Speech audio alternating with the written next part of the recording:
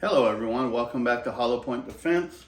One question I was asked today on the other two videos I uploaded was taking apart the bolt on the response, but they wanted to know about the extractor. So we're going to take that apart and I'm going to show you what it looks like and how to do this, and I'm going to show you some tips that I learned while doing them. So there's your bolt. I'm just going to leave it all together with the back half on it. It's just easier. I am going to use my vise with the rubber jaws, and here is why. Because there's a pin right here from the bottom. Bigger hole on top, smaller on the bottom. So I'm just going to put it in here, and I'll show you why in a minute. I don't tighten it all that tight.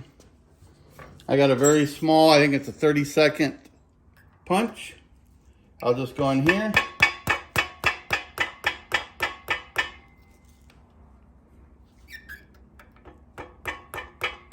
That right there. I don't go all the way through, and I'll show you why. But the extractor's right here. So when I take this out, I'm going to leave some pressure pushing against that side of the jaws. And I'm almost there.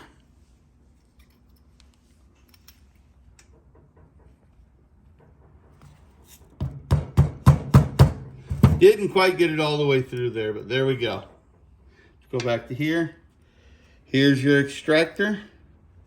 There's a, I don't know, 1/2 inch spring inside there, about an 1/8 inch by 1/2 inch. But there you go. And you'll want to clean. There's a big hole here, about 3/16 of an inch. You can clear or clean. You can clean in here. You can see the firing pin right inside there.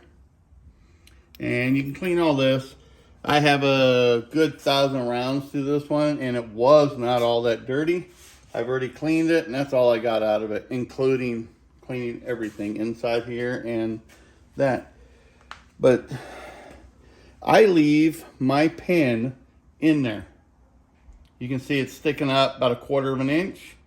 And if you got a light and you can look in there, it's flat with the upper part right there inside there. So, if I was to go to put it back together, I'm going to put my spring in there. And the extractor, to show you all the way around it, only goes in one way. Put it right inside there, and there we go. So what I do, well, let me get this in here first. Well, we'll do it this way for you guys. I take the small one, the 30-second. I line up the hole. It's a little difficult to do. There we go. Because I don't want to smash that pin. So what I do, put it right back in my rubber jaws. I don't tighten it all that tight.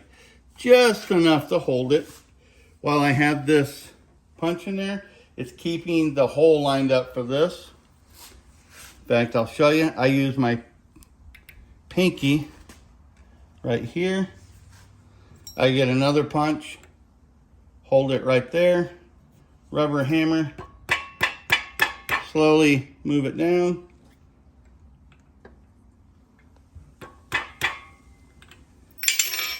Let it go. I felt the seat.